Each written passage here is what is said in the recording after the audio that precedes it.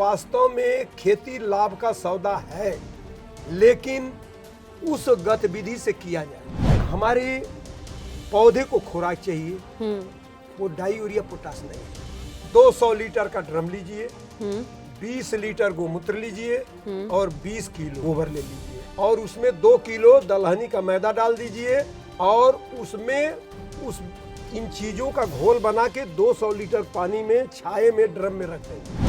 अच्छा। तो धान में मछली पालन किया जा सकता है, 2 फायदे हो जाएंगे। धान में मछली पालन बहुत कैसे अच्छा कैसे? अरे उसमें पानी बराबर चाहिए, धान में पानी डाल मछली डाल दीजिए, वो 4 महीने में अच्छा पैदावार देके चली जाएगी। नमस्कार, गांव जंक्शन पर मैं स्नेहलता शुक्ला और इस वक्त हम झंगहा के पास एक ऐसे गांव में हैं जिस गांव की पहचान एक बाबा हैं। आप अगर नाम ले लेंगे तो आपको लोग अपने आप उनके घर तक आपको पहुंचा देंगे। अब झंगहा के आसपास के लोगों के लिए तो ये नाम बड़ा कॉमन है, लेकिन हम सोच रहे हैं कि इनके अनुभव से क्यों ना तमाम किसान जो किसी भी आयु वर्ग के क्यों ना हो, उनको इनके अनुभव की सीख की घुट्टी दे ही दी जाए। 71 साल के हैं हमारे शिव बच्चन जी और बहुत स्वागत करते हुए आपका गांव जंक्शन पर। आपके इस गांव में आपकी इतनी ख्याति क्यों है, लोग आपको इतना कैसे जानते हैं? शुरू से ही हमारा लगाव लोगों के सेवा भाव से है। जैसे अब सीजन में धान बुआई का चल रहा है, धान बुआई को लेके आपकी क्या टिप्स हैं? धान बुआई को लेकर के ये है कि ये क्षेत्र थोड़ा पानी के लिए दिक्कत पैदा करता है, यहाँ पानी रुकता नहीं है। अच्छा। नहीं तो धान में मछली पालन किया जा सकता है, 2 फायदे हो जाएंगे। धान में मछली पालन बहुत कैसे अच्छा होगा।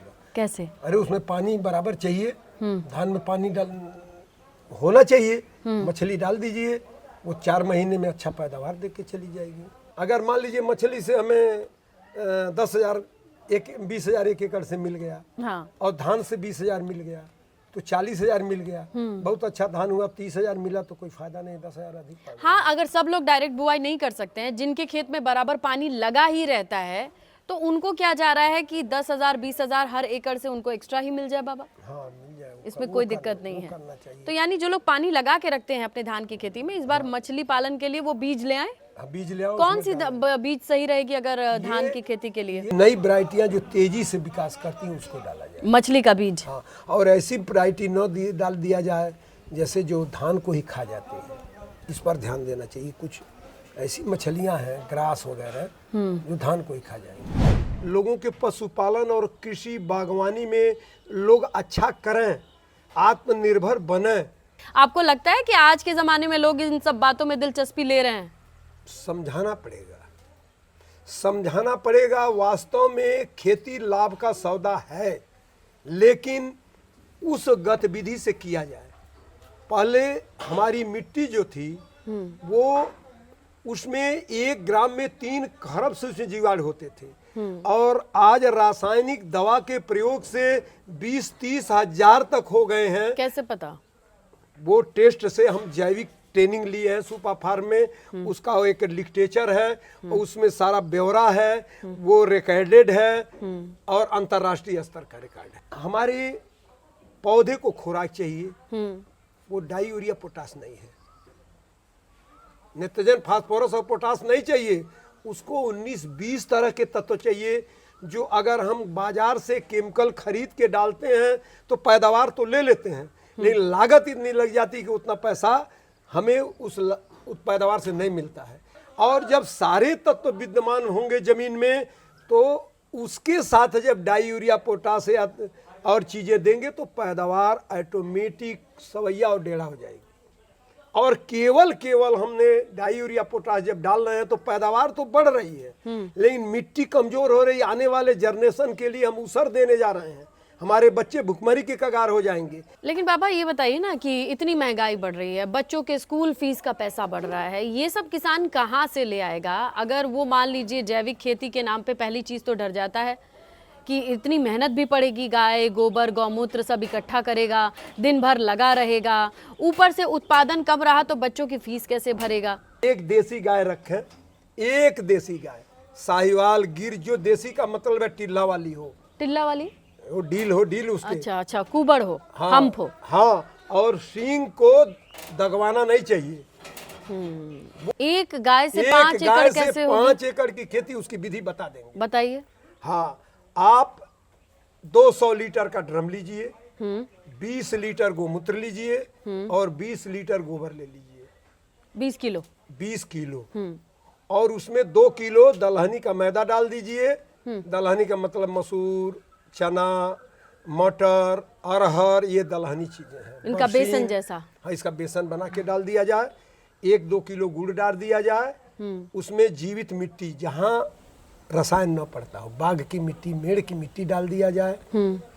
और उसमें सड़ा कटा फल भी डाल सकते हैं।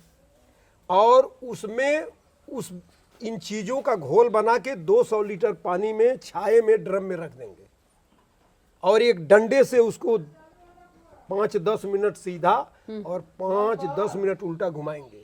उसमें मित्र जीव पैदा होते हैं। कितने ये दिनों क्रिया 15 दिन तक करना है। लोग पढ़ के भी दिमाग से अच्छे नहीं बन पा रहे हैं और जो कढ़ गया है, कम पढ़ा है, कढ़ा है, उस पर अमल खूब कर रहा है। हम कढ़े हैं। कितना पढ़े हैं? इंटरमीडिएट, लेकिन विद्यालय टॉप है। टॉपर रहे हैं। आगे क्यों नहीं पढ़े? परिस्थिति, आर्थिक परिस्थिति, पिताजी बीमार हो गए, छोड़ दिए। हमें पैसा नहीं चाहिए, पैसा मिल जाता है। कोई कैसे रोक मिलता है नहीं। पैसा? खेती से मिलता है, पशुपालन से मिलता है, बागवानी से 71 साल की उम्र में बाबा कितने पैसे आप अपने दम पे बना लेते हैं? आप ईमानदारी से बताइएगा। 90,000 का अगर गेहूं बेचे, 50,000 का धान बेचे तो 1.25 लाख हो गया और आपका लागत 50,000 लग गया तो आप 75,000 केवल पाए 5 एकड़ से, वो भी ऊंची जमीन से। बांगर हम से। बाढ़ के किसान हैं, 1 एकड़ आलू लगाते हैं और 100 कुंटल पैदा करते हैं, उसको बीज बनाते हैं और 1,000 रुपया कुंटल बेचते हैं। 1 लाख रुपया 1 एकड़ से मिल जाता है।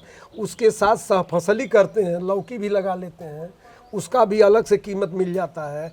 आलू खोदने के बाद, लौकी के बाद भी उसमें कुछ लगा लेते हैं, उसकी भी कीमत मिल जाती है।